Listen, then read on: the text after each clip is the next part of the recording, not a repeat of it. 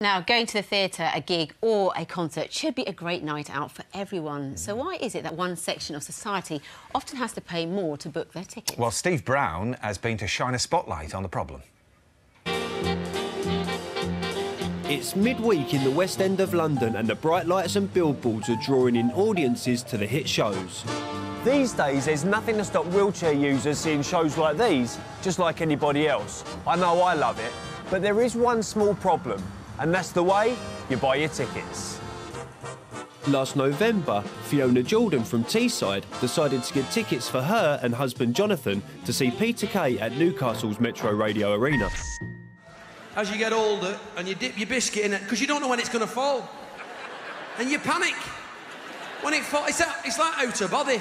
I can't book online because I need a wheelchair space.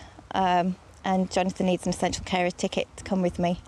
And those aren't available online. Normally, Fiona books at the box office in person. But she says the Peter Kay tickets were released on a Sunday when it was closed. So she dialed the arena's accessibility line. After an hour, the telephone line went dead. So we queue again for an hour, and then again, and again. Frustrating and expensive.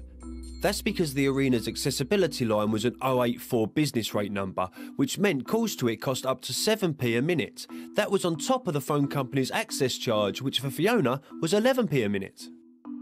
I think my phone bill was about £20. It went then up to 48 after the next few days. Finally, after 4 days, Fiona managed to get tickets. But then, Peter Kay cancelled his entire UK tour for family reasons. I was hoping that when the concert was cancelled that the call charges would also be refunded along with the ticket charges, but that's not happening. I find it grossly unfair that I had to pay these call charges.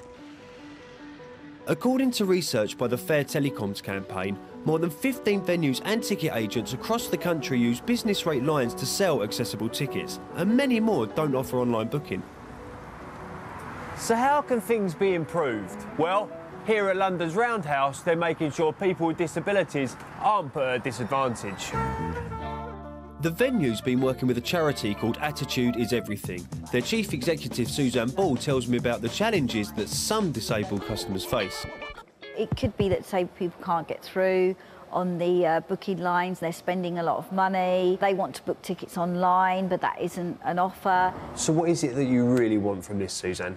For the venues, the ticket sellers and the artists all to get together and offer and understand that there needs to be the flexibility of choice, online, in person, phoning up. And if people still prefer to phone up, then there's not these business rate phone lines all the time.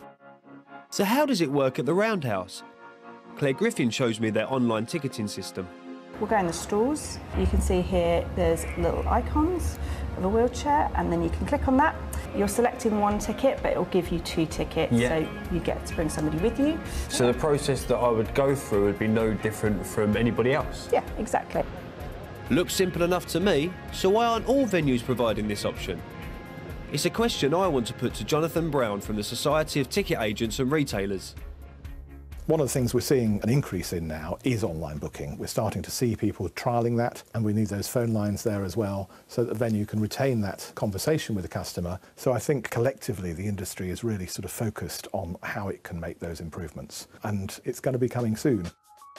So what about the venue where Fiona tried to buy her Peter Kay tickets? Well, we contacted the Metro Radio Arena and their ticketing partner Eventim. They told us sheer demand to see the comedian meant all means of buying tickets were exceptionally busy, even though their access line was staffed for high demand. They've since introduced a cheaper 03 number, as well as an email address to book access tickets. And in the future, they aim to provide online booking for disabled customers and their companions. Speaking to people today, I realise that there's no real reason why you should have to phone business rate lines to be booking accessible tickets. You could even be doing it online. Surely it's just about choice. So then the Roundhouse leading by example there. Let's just hope there's more progress from other venues very soon.